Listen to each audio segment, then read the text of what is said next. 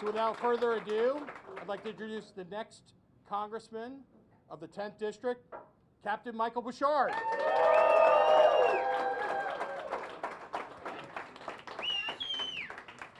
Well, good evening. Thank you all for coming, truly. I can tell you guys are fired up, I'm fired up, but tonight's not about me. It's about you. It's about the voters of this district, the supporters of this campaign, the volunteers who have put in hundreds of hours of work. All of you stood with me. Janine, seriously.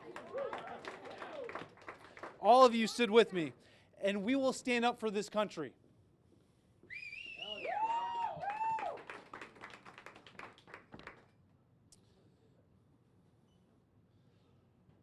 We're not going to back down. The real challenge starts tonight. I heard you, this district heard you, and now the country hears you. But I will say this, we're only halfway there. The goal from the beginning was to win in November. Tomorrow, the real contest begins. The real challenge comes center stage. But tonight, with the people who got me here, I want to take a minute, I want to look back at the journey and count our blessings. Because this time last year I was in Iraq.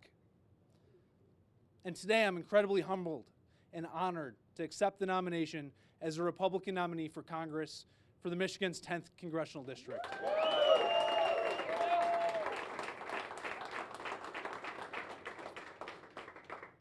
This election we face a choice: stepping away from American values, higher taxes and socialism, or more freedoms, lower taxes, keeping more money in your pocket, and ensuring that American ideals continue to ring throughout this country. You know, my mom started as a waitress. My dad started as a street cop. I started as a young infantry soldier. From my parents and the time in the Army, I learned the value of hard work, of leadership, and of service to this country. I'm running to bring that to Washington. I got back from a 9-month combat deployment to Iraq last October, and the next day I started running for this seat. I didn't wait. I didn't take a vacation. The seat is too important to lose. The auto manufacturers are counting on someone to bring more jobs back to this district. The workers are counting on someone to lower costs so they can raise families. And those parents are looking for someone to fix the education system that is so broken, so they know who is teaching their kids and what they're being taught. Parents deserve a voice, because when you give parents a chance, when you give parents a choice, you give kids a chance. But we must work together. We have to fight for our freedoms in the American way of life. As Ronald Reagan said, freedom is not handed down in the bloodstream. It must be fought for. And that is something that you and I can do together. I have so many people I want to thank.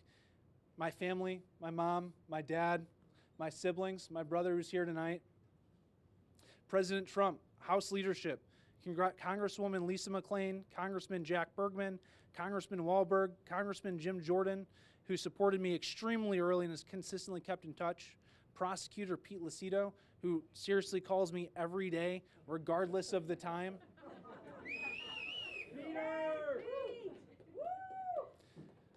That man does not sleep. He lives and breathes Macomb County. Supervisor Rick Stathakis, Mayor Brian Barnett, Senator Mike Weber, Mike McDonald, our great state reps Donnie Steele, Mike Harris, and Mark Tisdale, Spencer Abraham, Mike Bishop, John Engler, Bill Schuette, Pastor Lorenzo Sewell, David Dwyer, Dan Kress, and thousands of people who have supported this campaign. You know, we have more small dollar donors than anyone else in this race, and that shows the momentum and belief for why we are running. In my incredible support structure in my team, Hannah, Stu, Guy, Sean, Vince, Sam, and Isaac.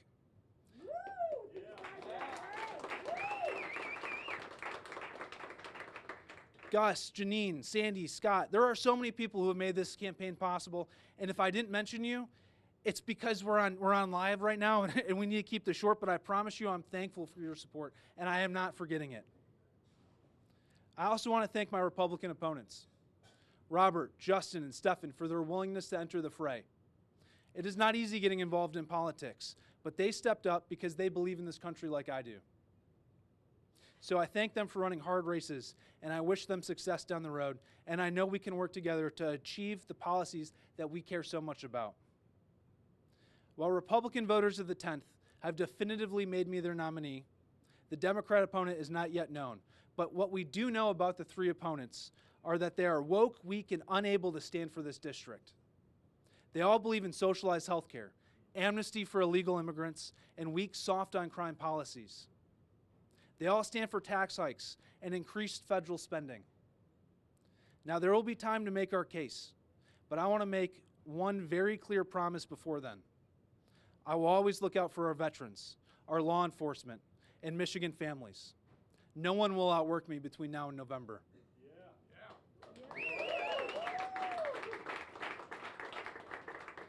So in closing, I want to say thank you to every voter who voted for me. I want to say thank you to my family, my friends, and supporters who made tonight possible. On to victory in November. God bless you and God bless America.